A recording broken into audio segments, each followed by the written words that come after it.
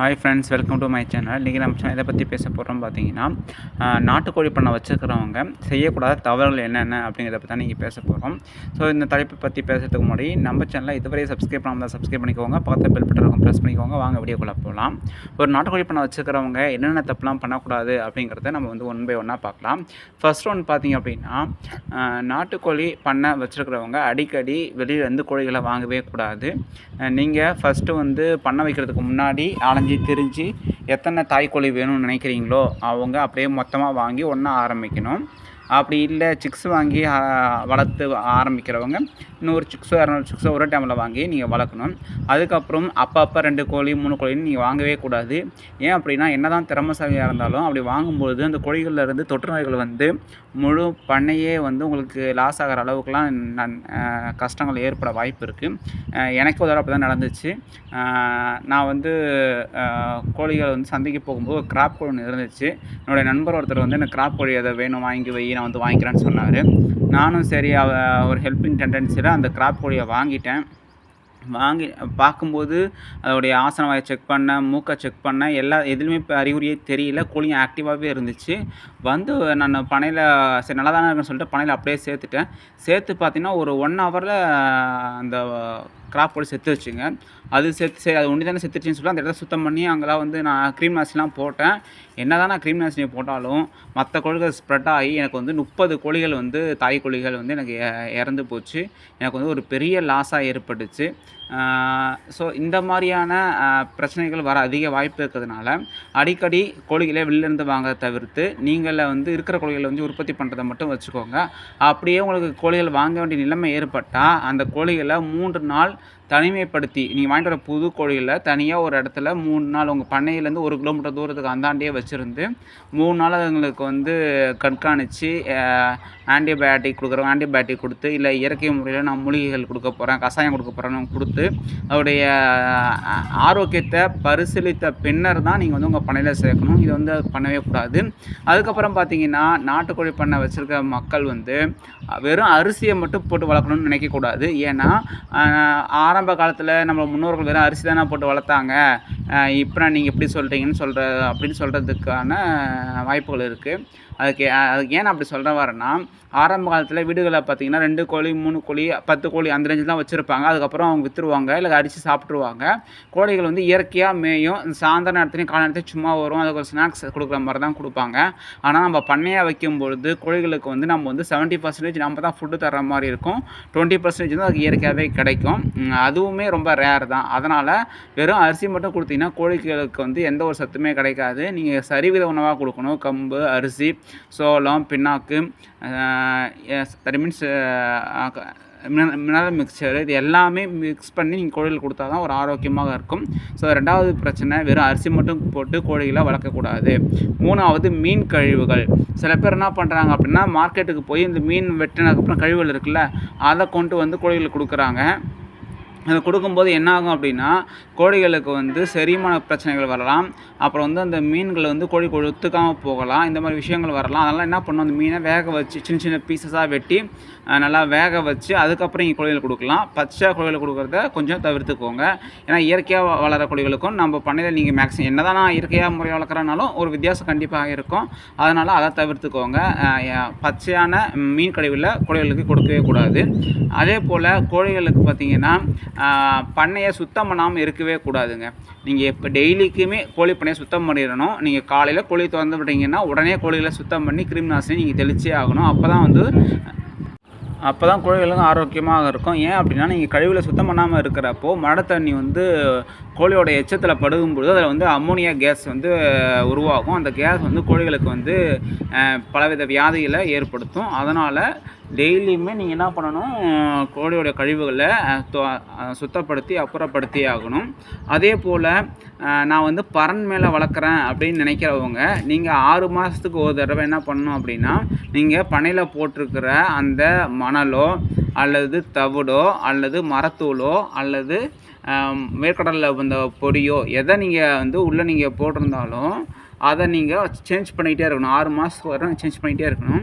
அது சேஞ்ச் பண்ணாமல் இருந்தீங்கனாலும் அதில் கோழியோட கழிவுகள் சேர்ந்து புழுக்கள் உருவாக ஆரம்பிச்சிடும். அந்த புழுக்கள் வந்து கோழி சாப்பிட்டுச்சுன்னா பிரச்சனை இல்லை, அதிலேயே படுத்து அதிலேயே இருக்கும்பொழுது அதுக்கு வியாதிகளை அது உற்பத்தி பண்ணி கொடுத்துரும். அதனால் அடிக்கடி பண்ணையை சுத்தம் பண்ணுறது ரொம்ப ரொம்ப ரொம்ப ரொம்ப முக்கியமான விஷயம்.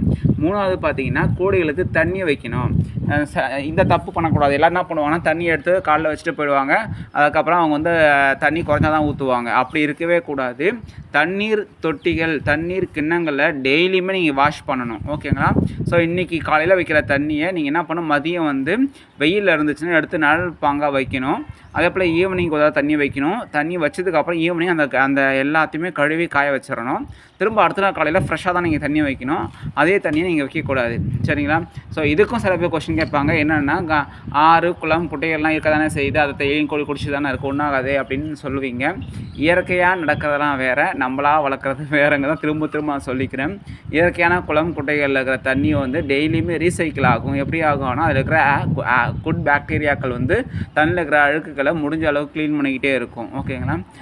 அதே போல் தான். ஆனால் நம்ம வைக்கிற தண்ணிகள் சீக்கிரம் வீணாக போயிடும். அது இல்லாமல் அதில் கோழி எச்சங்கள் படும் பொழுது அது வந்து கோழிகளோட உடல் உபாதைகளை நிறையாவே ஏற்படுத்தும். அதனால் தண்ணியை அடிக்கடி மாற்றணும். தண்ணி மாற்றாமல் இருக்கக்கூடாது. அதே போல் சில பேர் கோழிகளை வந்து மரத்தில் அடைச்சி வைப்பாங்க. அப்படி அடைச்சி வைக்கிறவங்க வந்து அப்பப்போ கோழியில் கவனிங்க, ஏதாவது வியாதிகள் இருக்கா அப்படின்னு. ஏன்னா நம்ம பண்ணையில் இருக்கிறப்போ இப்போ டெய்லி கண்காணிப்போம், உள்ளே போய் கூட நைட்டில் பார்க்க வாய்ப்புகள் இருக்குது. இதே மரத்தில் அடைகிற கோழிகளுக்கு எதுவுமே நம்ம வந்து பார்க்க முடியாது. அதனால் முடிஞ்ச அளவுக்கு பண்ணை முறையில் பண்ணையில் அடைச்சிருங்க. ஏன்னா நம்ம வந்து ஒரு 50 100ன்னு போகும்போது மரத்தில் அடைச்சிங்கன்னா அது நமக்கு தான் பிரச்சனை. அதனால் பண்ணையில் வளர்க்க பாருங்கள். இல்லை வேறு வழி இல்லை, மரத்தை தான் நாங்கள் அடைக்கணும், வேறு வழி இல்லைங்கிறவங்க கோழிகளை தினமும் கண்காணிங்க. ஓகேங்களா? அதே போல் கோழிகளை வந்து வேலையாட்களை மட்டும்தான் வச்சு பார்ப்பேன், நான் வந்து பண்ணைக்கே வரமாட்டேன் அப்படிங்கிற தவறை நீங்கள் செஞ்சிடாதீங்க.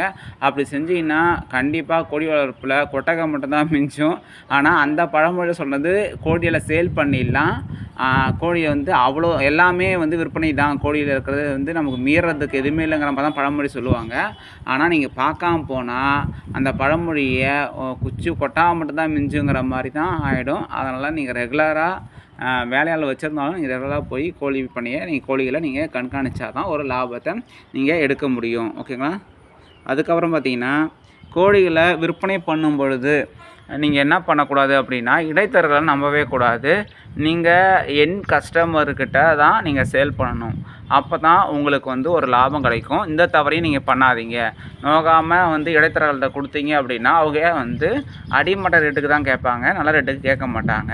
அப்படிங்கிறப்போ நம்ம 6 மாதமாக அதுங்களுக்கு தீவனம் கொடுத்து வளர்க்குற கோழிகளில் நீங்கள் இடைத்தரகர்கள்ட்ட கொடுக்கும்பொழுது உங்களுக்கு எந்தவித ஒரு பெனிஃபிட்ஸும் பெருசாக கிடைக்காது. அதனால் நீங்கள் அதிருப்தி ஆகி பண்ணையை விட்டு போக வேண்டிய ஏற்படும். அதனால் முடிஞ்ச அளவுக்கு என் கஸ்டமர்கிட்ட கொடுங்க, இடைத்தரகர்கள்ட்ட கொடுக்காதீங்க. ஓகேங்களா? அதே போல் கோழிகளை முட்டையாக விற்கிறத விட அந்த தவறை செய்யாமல் கோழிகளை குஞ்சுகளாக உற்பத்தி பண்ணி சேல் பண்ணும்பொழுது உங்களுக்கு வந்து அதிகப்படியான லாபம் கிடைக்கும். நாட்டுக்கோழி முட்டை மேக்ஸிமம் 15 ரூபா இப்போலாம் சேல் ஆகிக்கிட்டு இருக்குது. நீங்கள் அதிகபட்சம் 20 ரூபா வரையே விற்க முடியும், அதுக்கு மேலே விற்க முடியாது. நீங்கள் முட்டைக்காக சிறுவடை கோழிகளையோ இல்லை இடைவெட்டு கோழிகளையோ இல்லை பெருவடை கோழிகளையோ வளர்க்கும் பொழுது உங்களுக்கு வந்து பெருசாக லாபம் இருக்காது. அதனால் அந்த முட்டையில் கலெக்ட் பண்ணி அதை ஹேட்சிங் பண்ணி குஞ்சுகளாக விற்கும் பொழுது ஒரு நாள் குஞ்சுகள் 55 ரூபாய் 50 ரூபாயிலேருந்து 60 ரூபா வரை விற்கப்படுது. அப்போ உங்களுக்கு ஒரு லாபமாக இருக்கும். முட்டைகளாக விற்கும் பொழுது லாபமும் இருக்காது. அதனால் முட்டைகளாக விற்கவே கூடாதா அப்படின்னு நான் சொல்ல வரல. சில பேர் வந்து முட்டைகள் கேட்பாங்க குழந்தைகளுக்காக, அவங்களுக்கு ஹெல்ப் பண்ணுங்கள், கொடுங்க. அதே போல் மருத்துவ பயனுக்காக கேட்பாங்க, அவங்களுக்கு கொடுங்க. அதர்வைஸ் வந்து காமனாக விற்கிறத தவிர்த்துருங்க. ஏன்னா பண்ணை வளர்க்குறவங்க ஒரு லாபத்தை அடையணும். அதுக்காக வேண்டி தான் நான் இந்த விஷயத்தை உங்களுக்கு சொல்கிறேன். அதே போல் சிக்ஸாக வளர்க்குறீங்க, சிக்ஸ் உற்பத்தி பண்ணி விற்கிறீங்க அப்படின்னா முடிஞ்சால் ஒரு நாள் சிக்ஸாக கொடுத்துருங்க. அதிகபட்சம் 20 நாளுக்குள்ளே சிக்ஸை விற்றுருங்க. அதுக்கு மேலே போனால் சிக்ஸை கொடுக்காதீங்க. ஏன் அப்படின்னா அது நமக்கு லாபமாக இருக்காது. ஒரு 2 மாதம் குஞ்சையோ 3 மாதம் குஞ்சோ நீங்கள் கொடுக்கும் பொழுது நம்ம சொல்கிற ரேட்டை அவங்க வாங்குறதுக்கு கஷ்டப்படுவாங்க, விலை அதிகமாக இருக்குதுன்னு நினைப்பாங்க. அதே சிக்ஸை அவங்க வாங்கிட்டு போனால் 2-3 மாதத்தில் அவங்களுக்கு கோழியாக மாறிடும். அப்போ அவங்களுக்கு பெரிய லாபமாக இருக்குமே தவிர நமக்கு பெரிய லாபமாக இருக்காது. அதனால் அதிகபட்சம் 2 மாதத்துக்கு அப்புறம் கோழி குஞ்சுகளை நீங்கள் சேல் பண்ணாதீங்க. அதுக்கப்புறம் கோழியாக சேல் பண்ணுங்கள். அப்போ தான் உங்களுக்கு ஒரு லாபம் கிடைக்கும். அதே போல் ரெகுலராக நீங்கள் வந்து கோழிகளை உற்பத்தி பண்ணி பேட்சாக வச்சுருக்கும் பொழுது ஆட்டோமேட்டிக்காக உங்களுக்கு கஸ்டமர் வந்துடுவாங்க. நீங்கள் யாரையும் தேடி இடைத்தரகர்கள்ட்டையோ இல்லை வியாபாரிகள்கிட்ட ஏமாற வேண்டியதுலாம் இருக்காது. நீங்கள் வந்து பேட்ச் இல்லாமல் எப்பயாவது தடவை சேல் பண்ணுவேன் அப்படிங்கிற நிலைமை நீங்கள் பண்ணி வச்சுருந்தீங்கன்னா உங்களுக்கு வந்து என் கஸ்டமர் வரமாட்டாங்க. அதாவது கடைசியாக அது யார்கிட்ட போகுது, ஒரு குடும்பத்துக்கு கோழி கறியாக தான் ஆக போகுது. அந்த மாதிரி கஸ்டமர் கிடைக்க மாட்டாங்க. இதுவே நீங்கள் வந்து ரெகுலராக எந்த வாரம் போனாலும் இவங்கள்ட்ட கோழி கொடுப்பாங்க கேட்டால் அப்படிங்கிற ஸ்டேஜில் கவுண்டிங்கில் நீங்கள் கோழியை மெயின்டைன் பண்ணும்பொழுது உங்களை நம்பி சாட்டர்டே சண்டே ஆனால் மக்கள் வர ஆரம்பிப்பாங்க. அப்படி வர ஆரம்பிக்கும் போது உங்களுக்கு ஒரு நல்ல ஒரு லாபம் கிடைக்கும். ஓகேங்களா? அதனால் கோழிகளை மொத்தமாக எப்போயாவது ஒரு நாள் கொடுக்காம அப்பப்போ பேட்சாக ரெடி பண்ணி கோழிகளை நீங்கள் கொடுக்கும் பொழுது ஒரு நல்ல லாபத்தை நீங்கள் எடுக்க முடியும். ஓகேங்களா? ஸோ இதை எல்லாமே நம்ம வந்து ஒரு நாட்டுக்கோழி பண்ணை வச்சுக்கிறவங்க செய்ய வேண்டிய தவிர்க்க வேண்டிய விஷயங்கள் இதுதான். ஆனால் பார்த்தீங்க அப்படின்னா நீங்கள் வந்து கோழிகளுக்கு வந்து எந்த அளவு உங்களால் குறைக்க முடியுமோ அந்த அளவுக்கு தீவன செலவை குறைக்கணும். முக்கியமான விஷயம், தீவன செலவை குறைக்கணும்னா தீவனத்தை குறைக்கக்கூடாதுங்க. தீவனம் நிறையா இருக்கணும், அது இயற்கையாகவே கிடைக்கணும். காசு கொடுத்து வாங்குறது நம்ம கம்மி பண்ணணும். கீரைகள், முளைக்கட்டிய தானியங்கள், கரையான் உற்பத்தி, அசோலா உற்பத்தி, இல்லைன்னா வந்து புற்களை வளர்த்து சோப்பா நெப்பியரை வந்து பீஸாக கட் பண்ணி கொடுக்குறது, இந்த மாதிரி இயற்கையான உணவுகளை கொடுத்து விலையை குறைக்கணும். ஓகேங்களா?